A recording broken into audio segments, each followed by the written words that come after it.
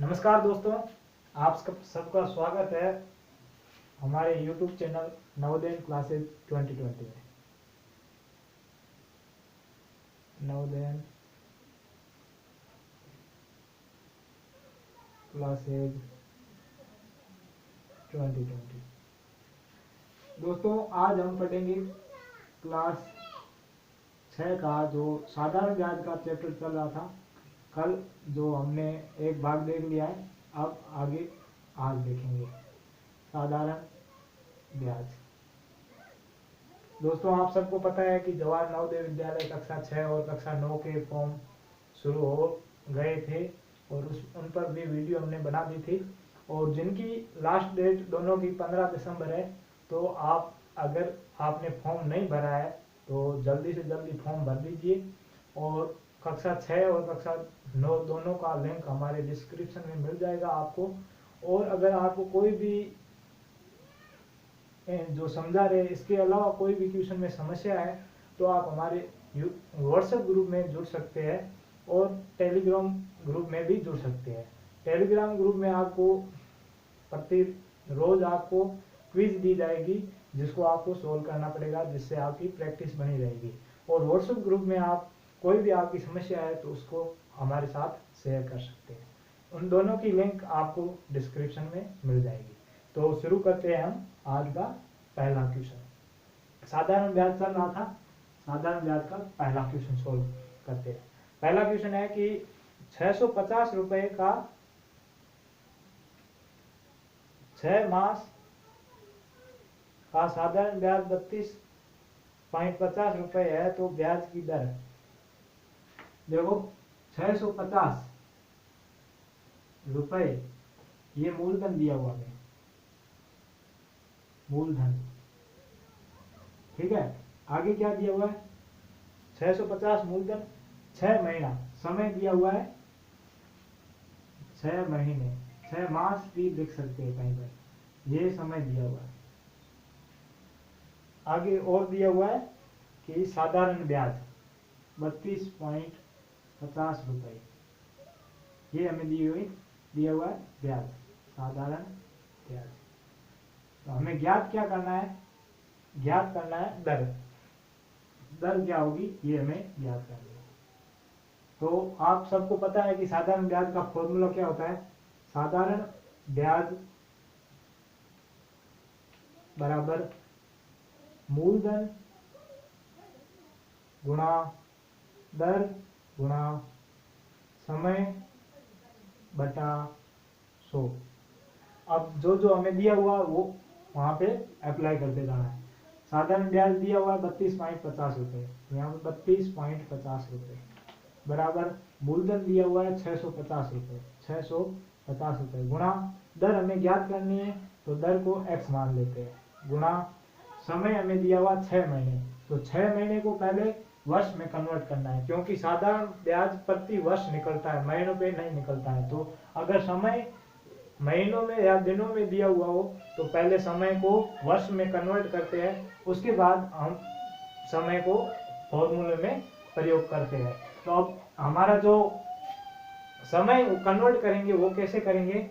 तो समय कन्वर्ट करेंगे, महीने को करना है, तो महीने टोटल कितने होते हैं? 12 महीने होते हैं। तो 6 जितने महीने दिए हुए उनमें से 12 का भाग दे देना है, तो ये समय कन्वर्ट हो जाएगा हमारा वर्ष में। ये समय कन्वर्ट हो गया वर्ष में। अगर आपको समय दिनों में दिया हुआ हो तो दिनों में, जैसे 200 दिन दिए हुए हो तो दिनों को 365 से भाग देते हैं, क्योंकि टोटल दिन 365 होते हैं, इसलिए 365 में का भाग देते हैं। तो हमें यहाँ पे समय महीनों में दिया हुआ है तो हम समय कन्वर्ट कर लेते हैं। तो क्या आ गया? 6/12। हाँ, तो 6/, यहाँ पे 12 आ गया। अब बटे में फॉर्मूला में बटे में 100 है तो 100।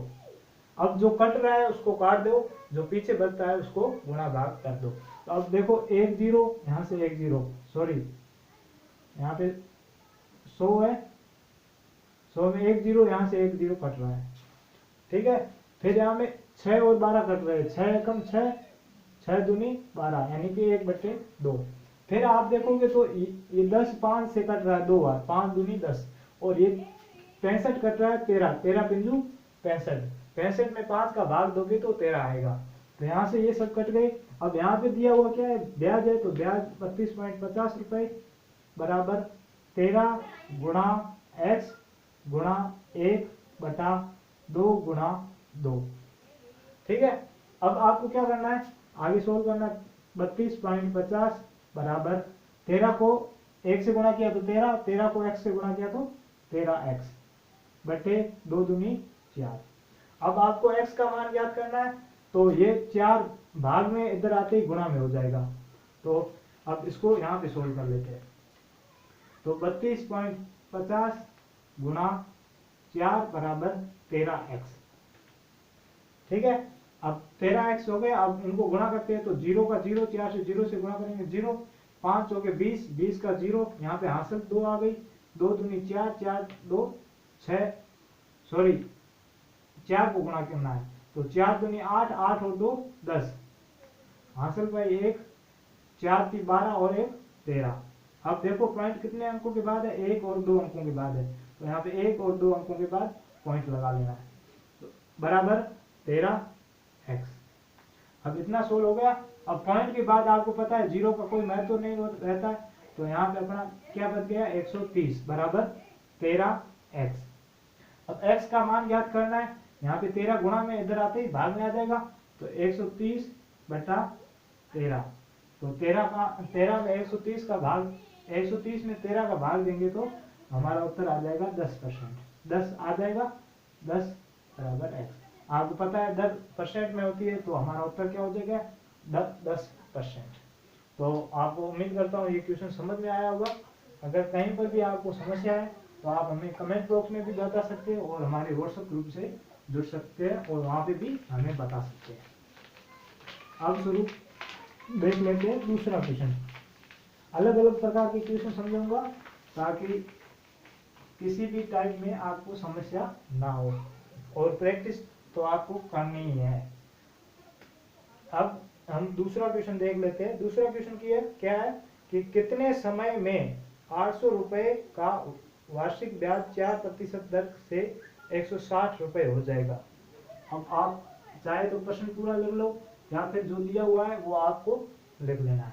अब प्रश्न भले भी लिख लो, कितने समय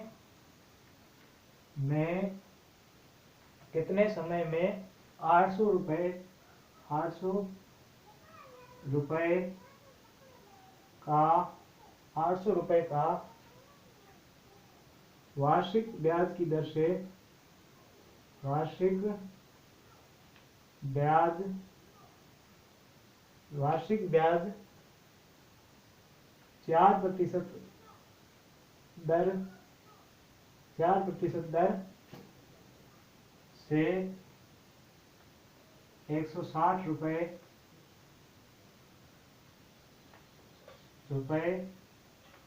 हो जाएगा।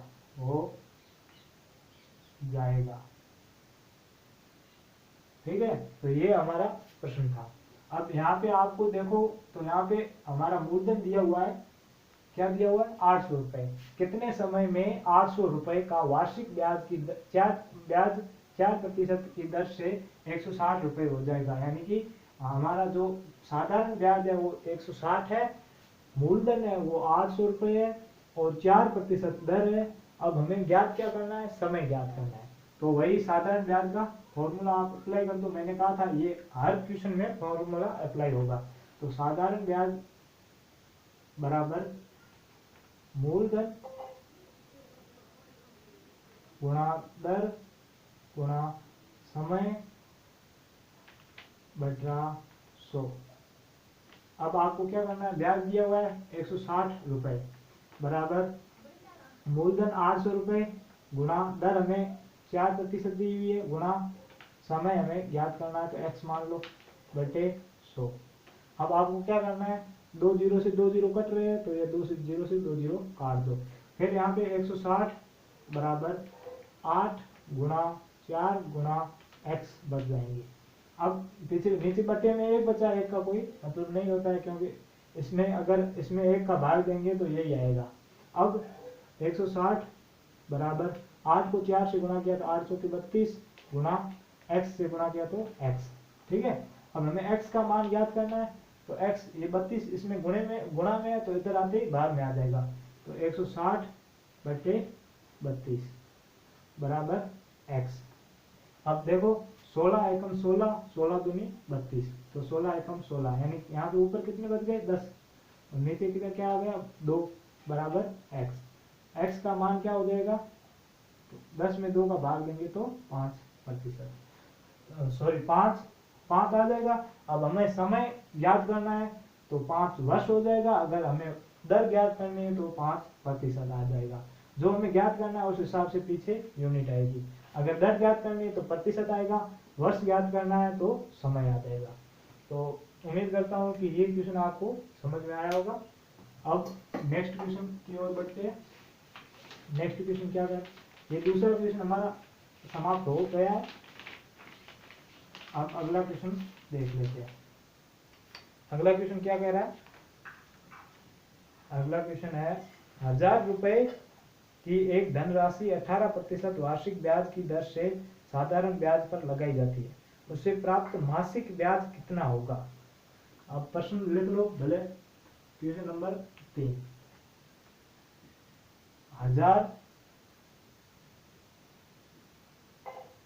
1000 रुपए की एक धनराशि, 1000 रुपए की एक धनराशि, 1000 रुपए की एक धनराशि क्या है 18% वार्षिक ब्याज की दर से, 18% वार्षिक ब्याज की दर, 18% वार्षिक ब्याज की दर से साधारण ब्याज पर लगाई जाती है, साधारण ब्याज पर लगाई जाती है, साधारण ब्याज पर लगाई जाती है। अब आगे क्वेश्चन क्या पूछ रहा है कि उससे प्राप्त मासिक ब्याज कितना होगा। ठीक है, उससे प्राप्त मासिक ब्याज कितना होगा। अब आपको क्या करना है कि इस क्वेश्चन को करने के दो तरीके हैं। यहाँ पे ब्याज हमें मासिक पूछ रहा है, यानी कि एक महीने का ब्याज क्या होगा। अब देखो यहाँ पे हमें मूलधन दिया हुआ है 1000 रुपए, ब्याज की दर दी हुई 18% और समय दिया हुआ है मासिक।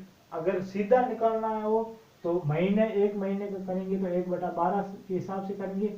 अगर पहले साल में निकाल के बाद में महीने में कन्वर्ट करना हो तो पहले एक साल लिखेंगे। अब यहाँ पे हम सीधा ही कर लेते हैं। सीधा करेंगे तो क्या होगा, साधारण ब्याज का फॉर्मूला क्या है, साधारण ब्याज बराबर मूलधन गुणा दर गुणा समय बटा 100। अब साधारण ब्याज हमें पता नहीं कितना है, मूलधन दिया हुआ 1000 रुपए, गुणा दर दी 18%। अब समय क्या है, मासिक निकालना है, यानी कि एक महीने का निकालना, प्रत्येक माह का निकालना तो एक महीने का, तो एक महीने को साल में कन्वर्ट करते हैं तो 1/12 आ जाएगा बटे 100। अब आपको 100 से ये 100 बच जाएंगे, फिर 12 और 18 बच जाएंगे, 18/12। अब ये दोनों 6 से कट रहे हैं, यहाँ 6 3 18, 6 दूनी 12, यानी कि 3/2। अब 3/2 को हम भाग देंगे तो 1.5 वर्ष आ जाएगा, सॉरी 1.5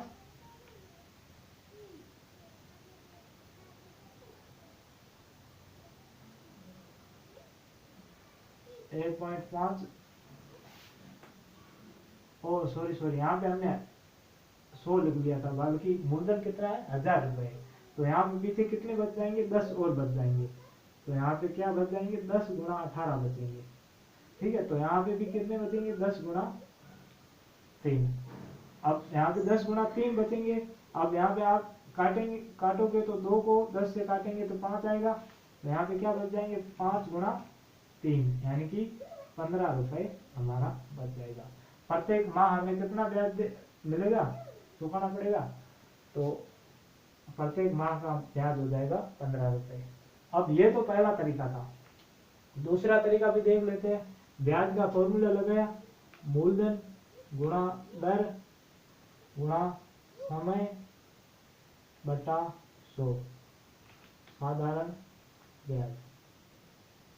ठीक है, फॉर्मूला लगाया, ब्याज पता नहीं है, मूलधन कितना है 1000 रुपये है, तो यहाँ पे 1000 गुणा दर कितनी है 18%। अब हमें प्रत्येक महीने का निकालना है, तो हमें पहले क्या 1 साल का निकाल देते हैं। 1 साल का निकालेंगे तो 1 साल बटे 100, फिर यहाँ से ये कट जाएंगे 2 जीरो, 10 गुणा 18 बच जाएगा। 18 को 1 से गुणा करेंगे तो 18, फिर यहाँ पे क्या आ जाएगा 180 रुपए। 1 साल का कितना ब्याज हो जाएगा 180, पर हमें निकालना क्या है 1 महीने का निकालना है। तो अब ये 1 साल का मतलब 12 महीने का है।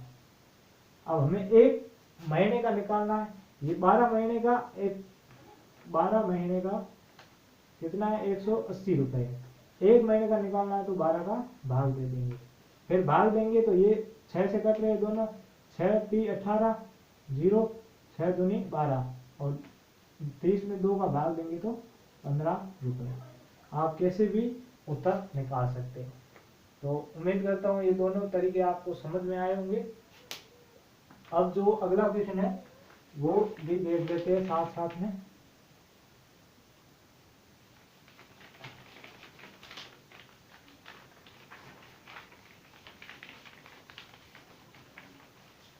अगला क्वेश्चन क्या कह रहा है कि कोई धनराशि साधारण ब्याज पर उधार दी जाने पर 10 वर्ष में स्वयं से दुगुनी हो जाती है, तो वार्षिक ब्याज की दर क्या है। अब अगला क्वेश्चन नंबर 3 हो गई, चौथा क्वेश्चन देख लेते हैं। क्वेश्चन लिख लेते हैं। कोई धनराशि साधारण ब्याज पर उधार दी जाने पर कोई राशि साधारण ब्याज पर उधार दी जाने पर 10 वर्ष में अपने या स्वयं से दुगुनी हो जाती,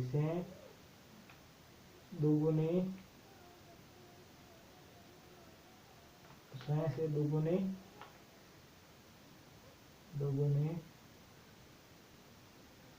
हो जाती है। अब यहाँ पे आपको x नहीं मानना है। ऐसे प्रश्नों में आपको क्या मानना है, कोई भी एक राशि मान लो।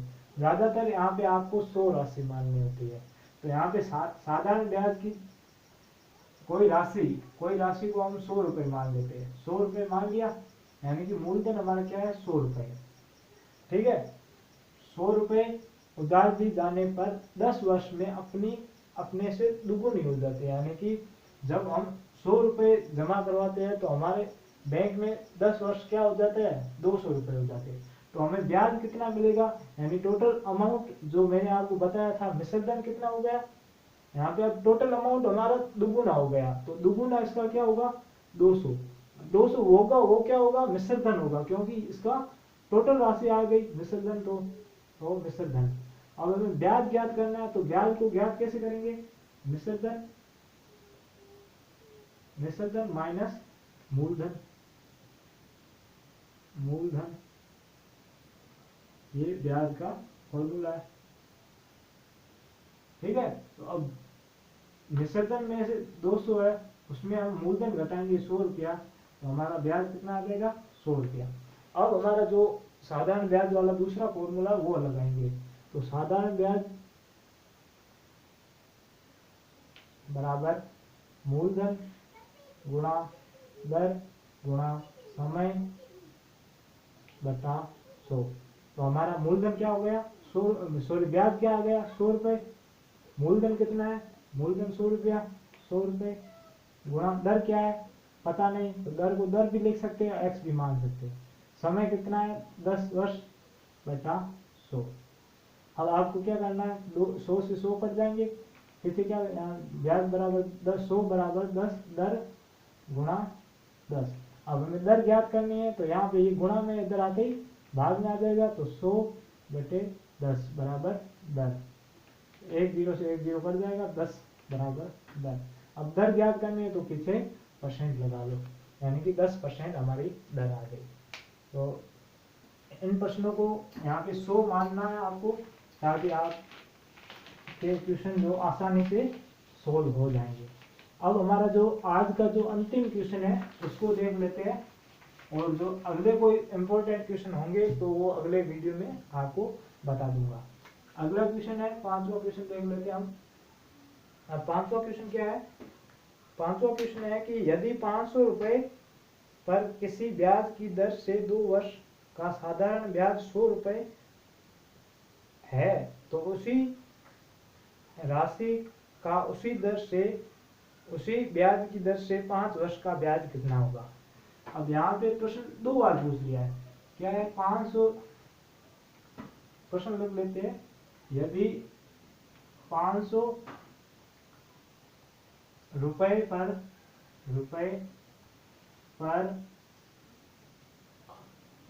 पर किसी ब्याज की दर से, किसी ब्याज की दर से, किसी ब्याज की दर से 2 वर्ष में 100 रुपया, 100 रुपए हो जाता है, तो उसी राशि का उसी ब्याज की दर से,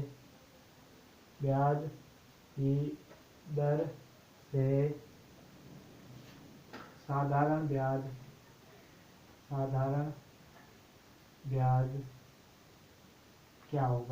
क्या होगा।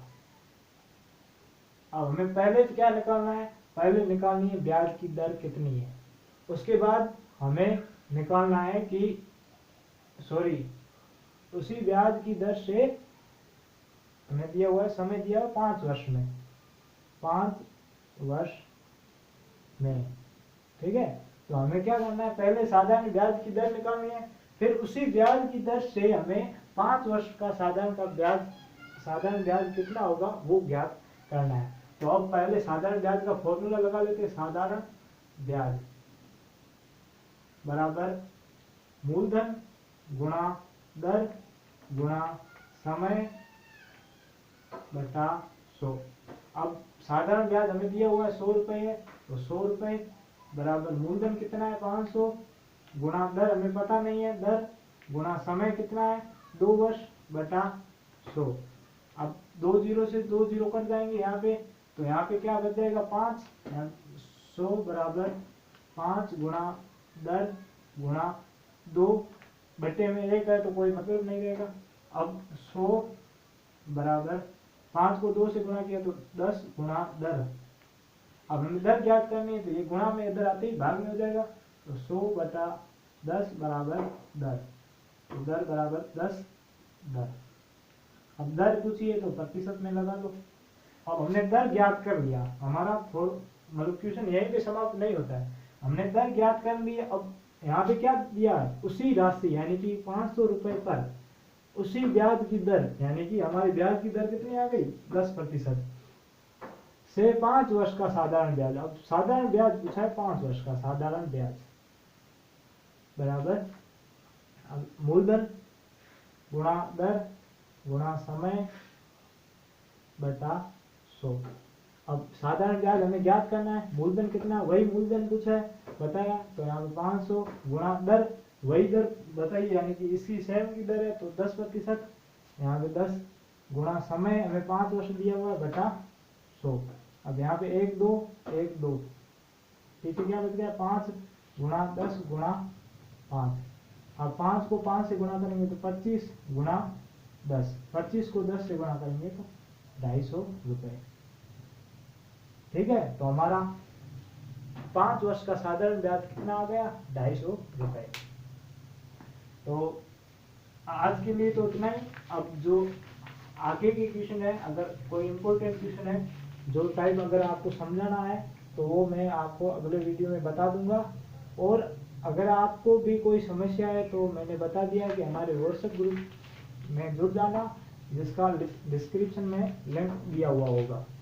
और डेली अगर आप क्विज चाहते हो, आपकी प्रैक्टिस लगातार बनी रहे, तो उसके लिए आप हमारे टेलीग्राम ग्रुप से भी जुड़ सकते हो। व्हाट्सएप ग्रुप में मैंने डेली क्वेश्चन सेंड करता रहता हूँ। तो आज के लिए इतना ही। धन्यवाद। जय हिंद, जय भारत, वंदे मातरम।